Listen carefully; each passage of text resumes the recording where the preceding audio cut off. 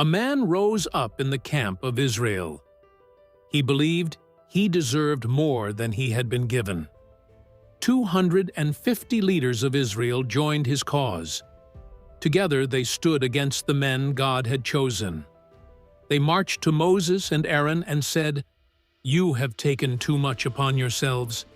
All of God's people are holy." When Moses heard their words, he fell to the ground with his face in the dust. Moses told them, "Tomorrow the Lord himself will show who belongs to him. Bring your censers.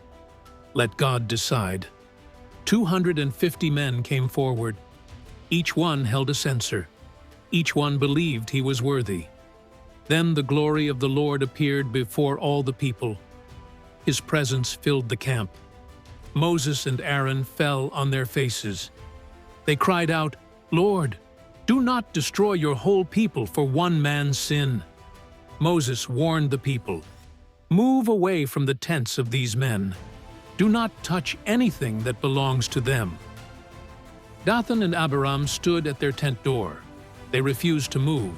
They refused to bow.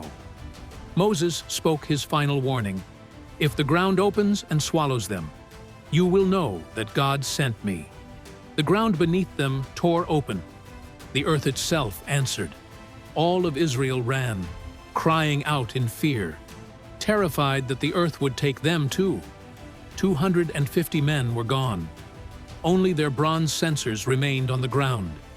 God told Eleazar to gather up the censers. They were holy now, even in judgment.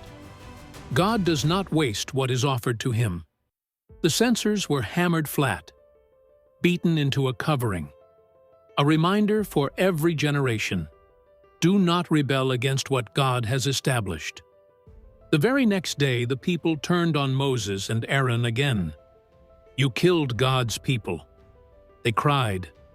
The glory of the Lord appeared again. His anger was fierce. His patience had been tested once more.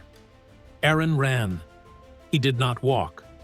He grabbed his censer and ran straight into the suffering crowd. He stood between the living and the dead, and the suffering stopped. God told Moses to collect a staff from every tribe, 12 staffs, one for every leader. He placed them all before the Lord. By morning, one staff had come to life. It had budded. It had blossomed. It had grown almonds overnight. Moses brought it out for all the people to see.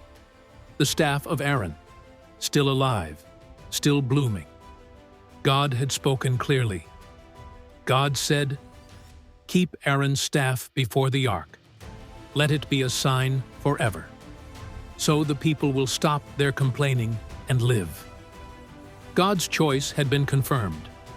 His leaders stood firm, and the camp of Israel fell silent at last.